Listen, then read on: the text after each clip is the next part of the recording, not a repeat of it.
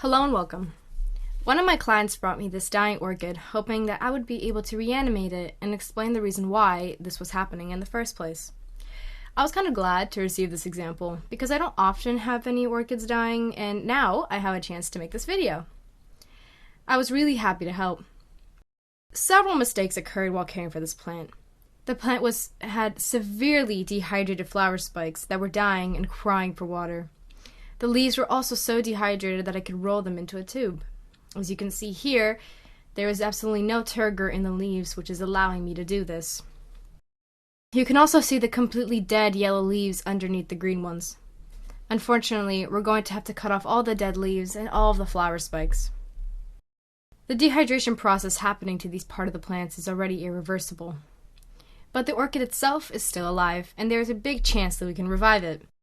Looking at the roots, I can say for sure that at some point, a while ago, this orchid was subject to excessive overwatering. Part of this orchid's roots has died as a result of drowning, suffocating, and rotting. This might also happen if the orchid suffered from insufficient aeration. Aeration is the exchange of oxygen and carbon dioxide, which is the result of photosynthesis. We have to remove all of the dead, dried, and damaged roots, leaving as many healthy roots as possible. Even if the roots look dehydrated, there is still hope that they might be able to revive the orchid. As a result of numerous experiments I've done with orchids, I have found this unique way of quickly rehabilitating a severely dehydrated orchid.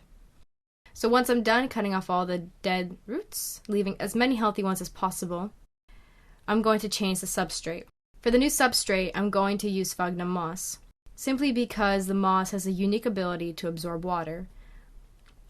Almost 15 times more than its actual weight. They also have antibacterial and antifungal properties. As you can see here, the moss does look very porous. It has a very porous structure which will allow the root system to have very high humidity and will not disturb the aeration process whatsoever, which is extremely important for a plant. This will allow the air roots to receive as much air as it possibly can, keeping the orchid alive. So put the moss around the roots, enough to cover them. Now we're going to prepare a deep dish with hot water. The temperature of the water should be around 50 degrees Celsius to 100 degrees Fahrenheit. It should be comfortably hot enough for you to fully submerge your hand in, much like you're washing the dishes or you're in a hot tub. Just remember that the temperature is the main catalyzer of most chemical reactions of vital processes in living organisms. You're going to have to put your plant inside the dish and ensure that the moss absorbs all of the water and the heat. So as you can see here, I am pushing it down, feeling around the moss, making sure that it absorbs as much water as it possibly can. Make sure you have a clear plastic bag handy, since we're going to need that in a second. Once you're done with that, you're going to take your pot out of the water and drain it. Prepare your plastic bag. We're going to use this plastic bag to mimic the greenhouse effect. This will create a high humidity around 100% around the leaves and roots. Before I close the bag, I want you to notice the specific damage on this leaf. This shows that it was a pure experiment and not a setup. So remember what that looks like.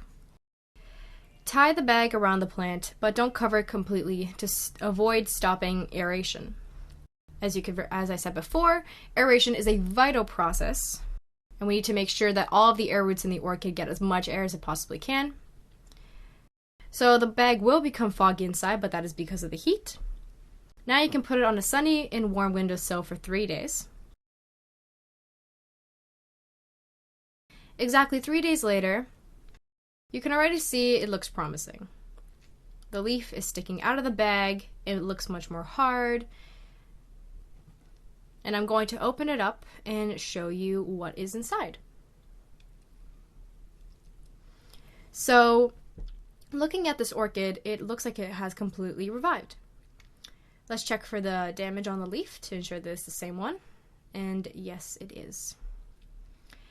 So you can see that this is the same orchid that we put in the bag, and the turgor in the leaves is back. The leaf is so firm that I cannot roll it, and if I do, it will cause damage. They look nice and thick and healthy. Even the yellow leaf has regained a lot of hydration and looks much healthier than it did before. Look at the roots. They have almost doubled in volume. the root system looks very healthy and has gained so much pressure that it has elevated.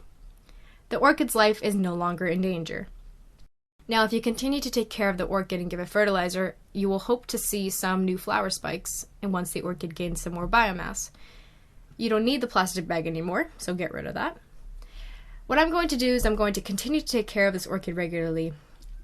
In conclusion, I can tell that these simple steps, you can revive all orchids in a short period of time, depending on the surviving root system.